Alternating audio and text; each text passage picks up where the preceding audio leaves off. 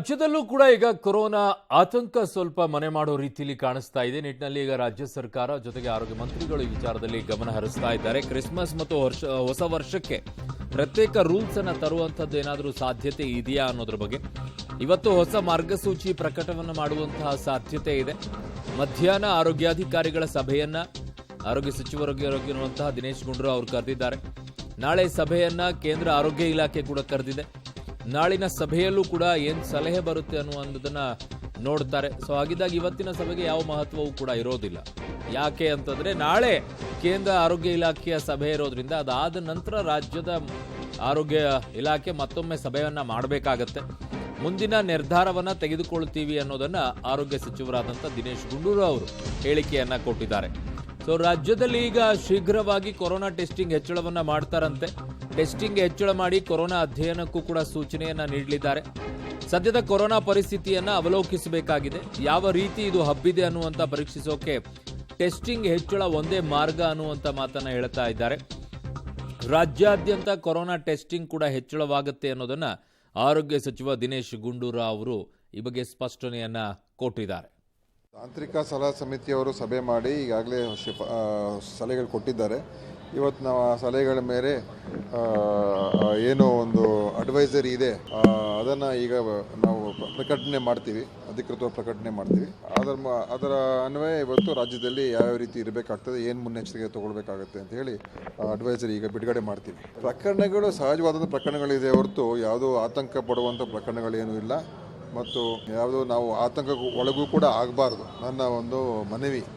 Covid ಹಿಂದೆ ಓಮಿಕ್ರಾನು ಕೂಡ ಬಂದಿತ್ತು, ಅವಾಗೂ ಹೆಚ್ಚೇನು ಏನು ಪರಿಣಾಮ ಬೀರಲಿಲ್ಲ. ಇವಾಗ ಇದೇನಾಗುತ್ತೆ ಅಂತ ಇನ್ನೂ ನಮಗೆ ಈ ಒಂದು ಏನು JN1 ಇನ್ನೂ ನಮ್ಮಲ್ಲಿ ಯಾವುದೂ ಕೂಡ ಸಂಪೂರ್ಣವಾಗಿ ದೃಢಪಟ್ಟಿಲ್ಲ. ಕೇರಳದಲ್ಲಿ JN1 ಬಂದಿದೆ ಅಂತ ಹೇಳಿದೆ. JN1 ಕೂಡ ಅದೇನು ಅತ್ಯಂತ ತೀವ್ರವಾದಂಥ ಹಾನಿಕಾರಿ ಅಂತ ಇದುವರೆಗೂ ಯಾರೂ ಕೂಡ ನಮಗೆ ಸ್ಪಷ್ಟವಾಗಿ ಹೇಳಿಲ್ಲ. ಅಮೆರಿಕದಲ್ಲೂ ಕೂಡ JN1 ಭಾಳ ದಿವಸ ಹಿಂದೆ ಬಂದಿದೆ, ಅಲ್ಲೂ ಅದು ವ್ಯಾಪಕವಾಗಿ ಅದೆಲ್ಲ ಹರಡಿದೆ. ಆದರೆ ಅದರಿಂದ ತೀವ್ರ ಏನು ಸಮಸ್ಯೆ ಏನಾಗಿಲ್ಲ. ಆದ್ದರಿಂದ ಇದೆಲ್ಲ ನಾವು ನಿಗಾ ಅಂತೂ ವಹಿಸ್ತೀವಿ.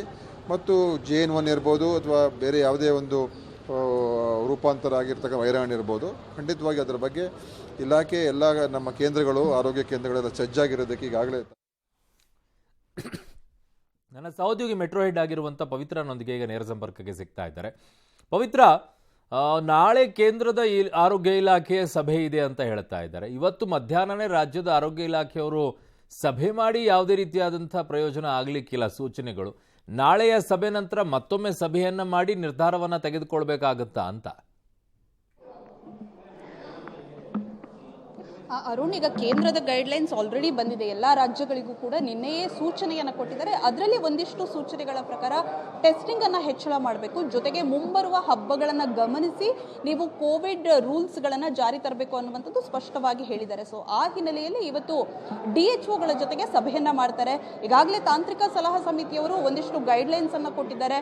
ಮಾಸ್ಕ್ ಕಡ್ಡಾಯಗಳ ವಿಚಾರದಲ್ಲಾಗಿರ್ಬೋದು ಅಥವಾ ಟೆಸ್ಟಿಂಗ್ ಇನ್ಕ್ರೀಸ್ ಮಾಡಬೇಕು, ಆಸ್ಪತ್ರೆಗಳು ಯಾವ ರೀತಿ ಸನ್ನದ್ಧ ಆಗಿರಬೇಕು ಅನ್ನುವಂತಹ ವಿಚಾರ. ಸೊ ಹಾಗಾಗಿ ಒಂದು ಕಡೆಯಿಂದ DHOಗಳಿಗೆ ಎಲ್ಲ ರಾಜ್ಯಾದ್ಯಂತ ಟೆಸ್ಟಿಂಗ್ ಅನ್ನ ಇನ್ಕ್ರೀಸ್ ಮಾಡಿ ಕೊರೋನಾ ಟ್ರೆಂಡ್ ಯಾವ ರೀತಿ ಇದೆ ಕರ್ನಾಟಕದಲ್ಲಿ ಅನ್ನುವಂಥದ್ರ ಬಗ್ಗೆ, ಎಸ್ಪೆಷಲಿ ಗಡಿ ಭಾಗದಲ್ಲಿ, ಅದರಲ್ಲೂ ಕೂಡ ಕೇರಳದಲ್ಲಿ ಔಟ್ಬ್ರೇಕ್ ಆಗ್ತಾ ಇದೆ. ಅಯ್ಯಪ್ಪ ಸ್ವಾಮಿ ಸೀಸನ್ ಇದು, ಕರ್ನಾಟಕದಿಂದ ಅನೇಕ ಭಕ್ತರುಗಳು ಹೋಗ್ತಾರೆ. ಸೊ ಹಾಗಾಗಿ ಅಲ್ಲಿ ಗಡಿ ಭಾಗದಲ್ಲಿ ಯಾವ ರೀತಿ ಎಚ್ಚರಿಕೆ ಇರಬೇಕು ಅನ್ನುವಂಥದ್ದು ಆಯಾಯ ರಾಜ್ಯಗಳೇ ತೆಗೆದುಕೊಳ್ಬೋದು. ಸೊ ಹಾಗಾಗಿ ಇವತ್ತು ಸಭೆಯನ್ನ ಮಾಡ್ತಾರೆ. ಜೊತೆಗೆ ಇವತ್ತೊಂದು ಮಾರ್ಗಸೂಚಿ ಕೂಡ ಆರೋಗ್ಯ ಇಲಾಖೆಯಿಂದ ರಿಲೀಸ್ ಆಗುತ್ತೆ. ಅದಾದ ಬಳಿಕ ನಾಳೆ ಕೇಂದ್ರದ ಜೊತೆಗೆ ಅಂದ್ರೆ ಕೇಂದ್ರ ಎಲ್ಲ ರಾಜ್ಯಗಳ ಆರೋಗ್ಯ ಸಚಿವರುಗಳು ಜೊತೆಗೆ ಇಲಾಖೆಯ ಪ್ರಧಾನ ಕಾರ್ಯದರ್ಶಿಗಳ ಜೊತೆಗೆ ಸಭೆಯನ್ನ ಮಾಡ್ತಾರೆ. ಸಭೆಯನ್ನ ಮಾಡಿ ಏನೇನೆಲ್ಲ ಕ್ರಮಗಳನ್ನು ಕೈಗೊಂಡಿದ್ದೀರಾ, ಜೊತೆಗೆ ಈಗ ತೆಗೆದುಕೊಂಡಿರುವಂತಹ ಕ್ರಮಗಳ ಬಗ್ಗೆ ಮಾಹಿತಿಯನ್ನು ಕೂಡ ಪಡೆದುಕೊಳ್ಳುತ್ತೆ. ಎಸ್ಪೆಷಲಿ ಕೇರಳ ಕರ್ನಾಟಕಕ್ಕೆ ಥ್ರೆಟ್ ಇರೋದ್ರಿಂದ ಇನ್ನಷ್ಟು ಮುಂಜಾಗ್ರತಾ ಕ್ರಮವನ್ನು ಅನಿವಾರ್ಯವಾಗಿ ತೆಗೆದುಕೊಳ್ಳಲೇಬೇಕು ಕರ್ನಾಟಕ. ಹಾಗಾಗಿ ಏನೆಲ್ಲ ಕ್ರಮಗಳನ್ನು ತೆಗೆದುಕೊಂಡಿದ್ದೀರಾ ಅನ್ನುವಂತಹದ್ದನ್ನ ಮಾಹಿತಿ ಕೂಡ ಪಡೆದುಕೊಳ್ಳುತ್ತೆ. ಅಡಿಷನಲ್ ಏನಾದರೂ ಇನ್ಫಾರ್ಮೇಶನ್ ಇದ್ರೆ ಕೇಂದ್ರದಿಂದ ಒಂದಿಷ್ಟು ಹೊಸದಾಗಿ ಏನಾದರೂ ಆಡ್ ಆನ್ ಮಾಡಬೇಕು ಅಂತ ಇದ್ರೆ ಅದನ್ನ ಮತ್ತೆ ಹೊಸದಾಗಿ ನಾವು ಮಾರ್ಗಸೂಚಿಯನ್ನ ಹೊರಡಿಸ್ತೀವಿ ಅನ್ನುವಂತಹ ಮಾಹಿತಿಯನ್ನ ದಿನೇಶ್ ಗುಂಡೂರಾವ್ ಅವರು ಪಬ್ಲಿಕ್ ಟಿವಿಗೆ ತಿಳಿಸಿದ್ದಾರೆ.